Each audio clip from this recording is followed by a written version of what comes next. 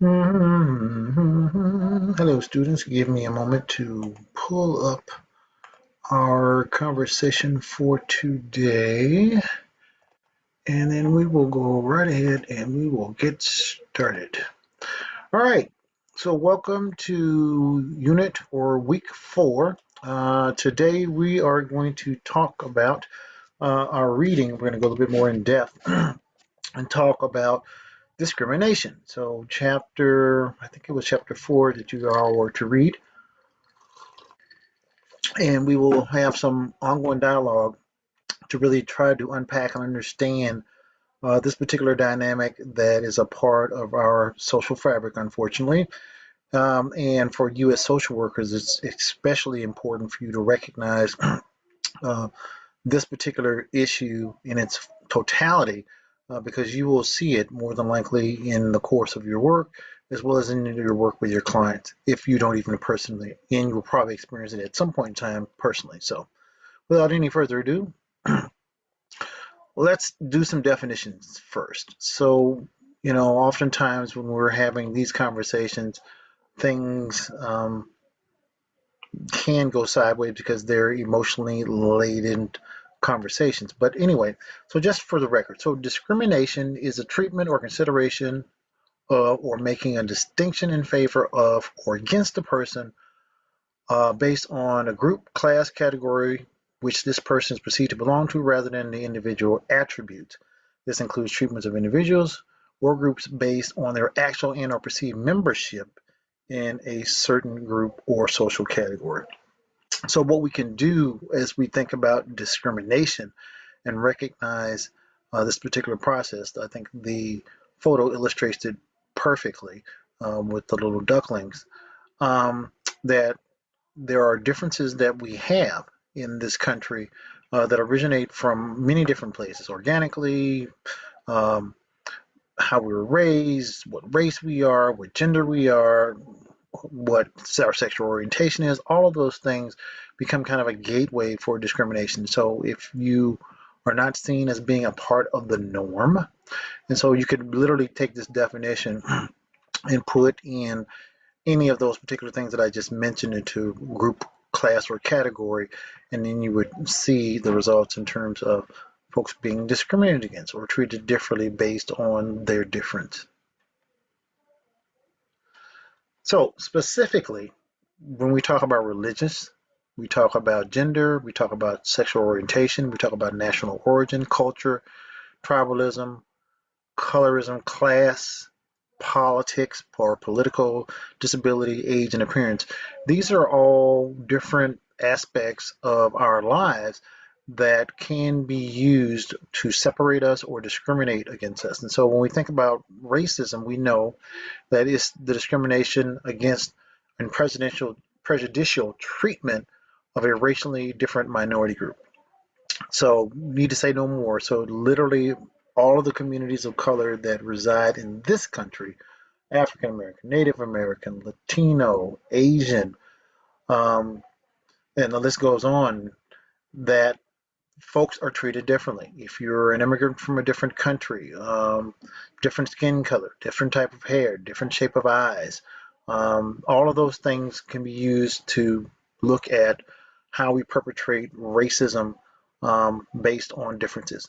And then when we take it a step further, we look at institutional. So when we think about institutional, we think about all of these specific ideologies and forms of discrimination that treat people differently, um, and it's a part of the systems that we work in, which is why the understanding of social welfare policy is so very important, because entrenched in our policies are these things that continue to discriminate and oppress members of these particular communities.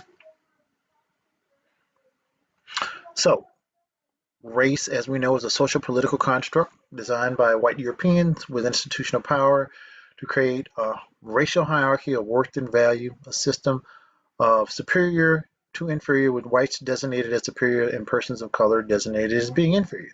So again, this has nothing to do with biology.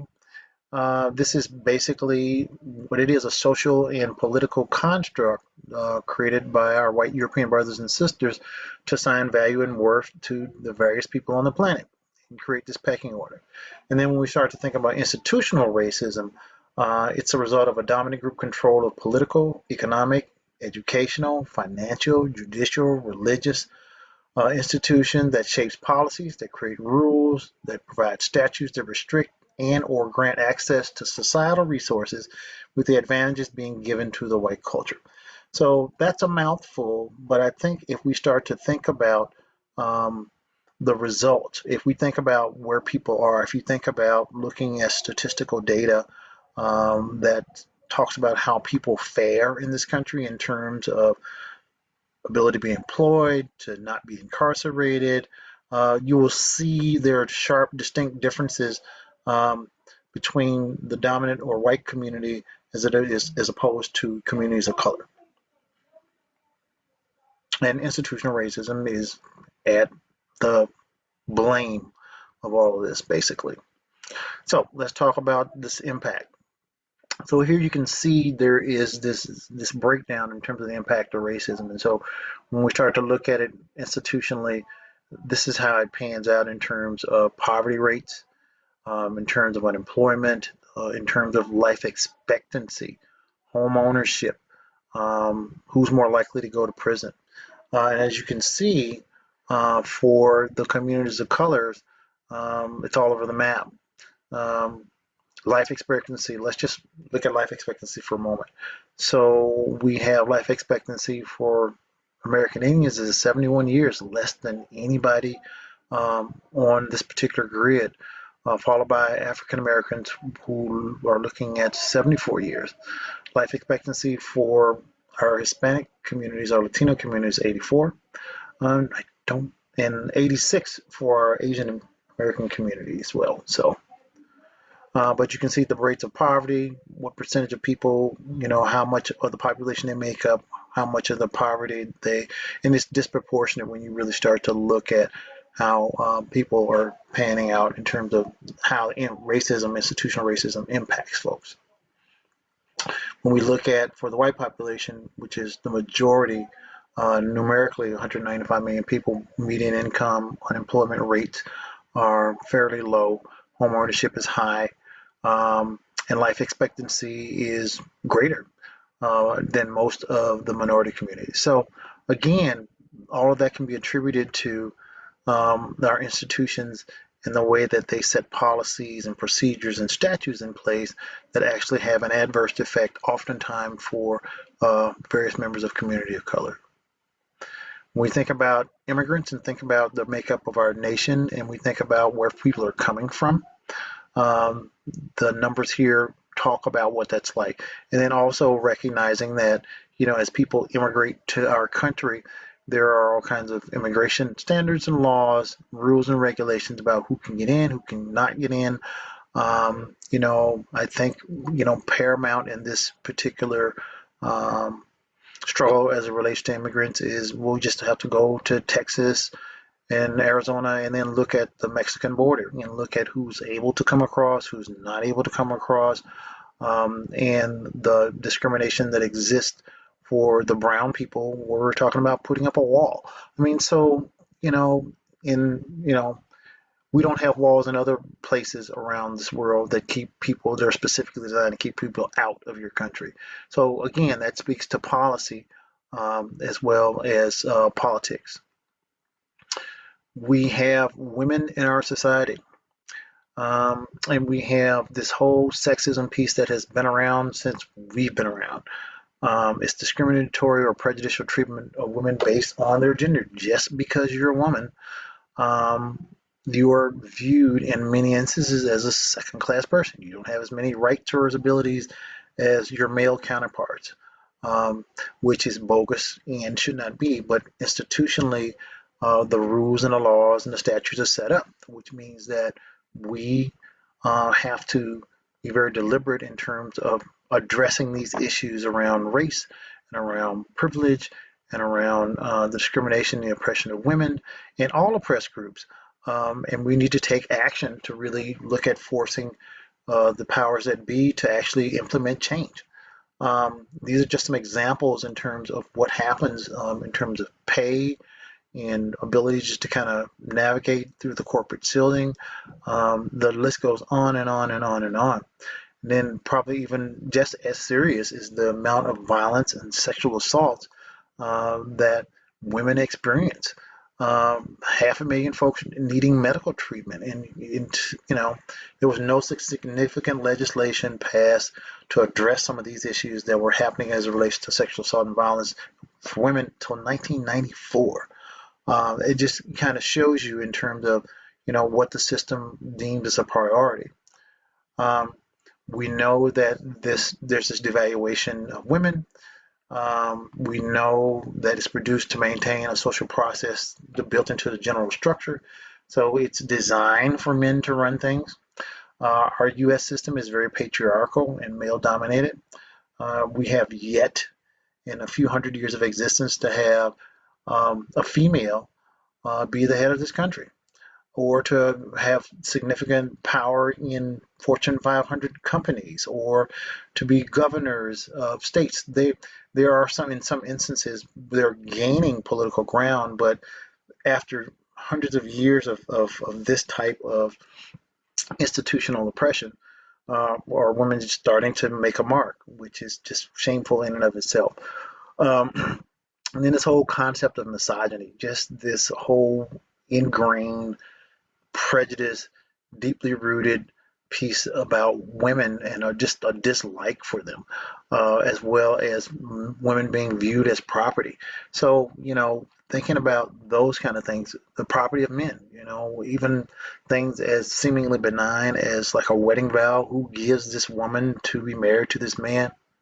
It just kind of further perpetuates this misogynistic attitude that is pervasive in our country.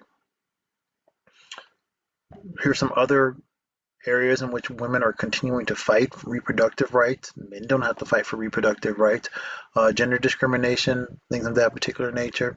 And it's not just here in America, but it's around the world in terms of how different cultures view gender roles, and the roles of women is different. There's some places where it's illegal for women to even be educated, which, or to drive, things like that, which really are just heartbreaking, but they just kind of epitomize how oppression manifests itself. And we as social workers need to be taking the lead and doing something about that. When we look to our LGBTQ community and we look at all of the things that are happening in terms of who's more likely to live in poverty, who's going to experience discrimination, suicide rates, homelessness, job loss, physical assault, at risk, higher risk for AIDS, and just a general victim of homophobia. Now we're talking about our LGBTQI community. Um, and there have been some recent victories at a policy level in this country around same-sex marriages, but people are still fighting about who can go to what bathroom in different parts of the country. I mean, so there's a lot of different work that we continue to have to do, but we just need to be mindful of the fact that this population, as the others that I've mentioned, continue to suffer oppression at the hands of the powers that be. This whole notion of genderism, um, sex categories being assigned at birth based on what genitalia looks like.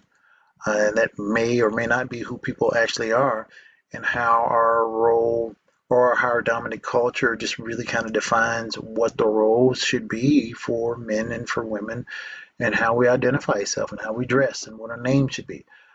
It's genderism. Again, it could become a source of oppression uh, for us all. Ageism, age-based discrimination, anti-aging creams. I mean, think about it. Something we see all the time, but never really think about it. Um, Elder discrimination. People who are over 50 years old, 55 years old, will have a heck of a time trying to find employment because people are looking at their age. And while we know that it's illegal to discriminate against age, we see that people who are more senior in their years have a harder time securing employment, and it's tied to ageism. Then we also look at the rates of poverty for the elderly community. and we look at things like healthcare and Medicare and the huge battles that our legislators are going through to make sure that we continue to provide for our citizens who have worked and paid their taxes and been fruitfully contributing to this country since they've been here. And as they get older, they become less reliable or thought of as less than. So again, another form of oppression that we need to be aware of. Disabilities. We've got folks who were born oftentimes with no fault of their own with a variety of disabilities, invisible disabilities as well as visible disabilities. And recently had to work to pass major ADA legislation for the disabled community. So, people can park in places or sidewalks are designed for people who have issues with mobility to get around in a much easier fashion. And then, our laws and our institutions really see people with disabilities as being less productive. And so, again, it just kind of sets up this whole dynamic in all of our major systems, educational, financial, the whole 9 yards, for widespread abuse and oppression to continue. And so, again, desegregation, civil rights movement, affirmative actions are all remedies or legal remedies that attempt to undo some of the harm that institutions have done through their policies and through statute that have segregated and continued the oppression of folks as well too. So just kind of a brief overview again of discrimination.